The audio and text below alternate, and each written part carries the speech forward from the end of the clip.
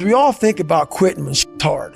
It's hard to process information during pain because that pain takes over and you can't think rationally. You're thinking about fight or flight, save yourself. That's not a rational thought. It's not a thought that's going to get you through hard times. Most people fail that 1 second. So what happens, what I do in that 1 second, I start thinking logically. I calm my brain down because your brain just wants to get the fuck out. It's about gaining control of your mind, putting things back in the proper perspective, and then saying, I really do want to be here.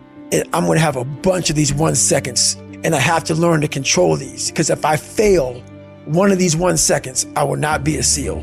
I will not be a doctor. I will not be a lawyer. I will not be whatever the fuck it is. It's all about your mind takes control of you. You have to say, fuck you, I run this motherfucker. Your mind has to be stronger than your feelings. Think about every poor decision you've made in your life. There was more emotion that was involved in it than there was mind.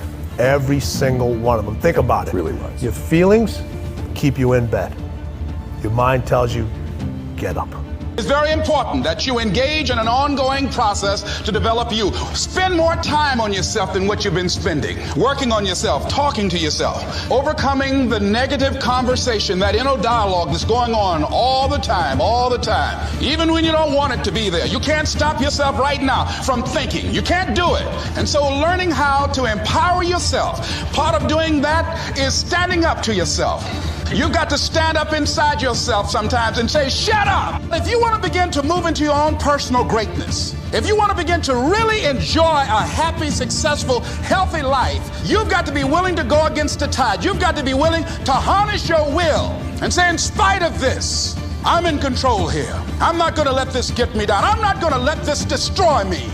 You don't have to be great to get started, but you have to get started to be great. There are things that you're going to be able to do that eye has not seen, ear has not heard. There are things that you have in you that you don't even know. But until you get outside of your comfort zone, you will never discover it. You have something special. You have greatness within you. But in order to manifest your greatness, you've got to put yourself in a perpetual state of discomfort.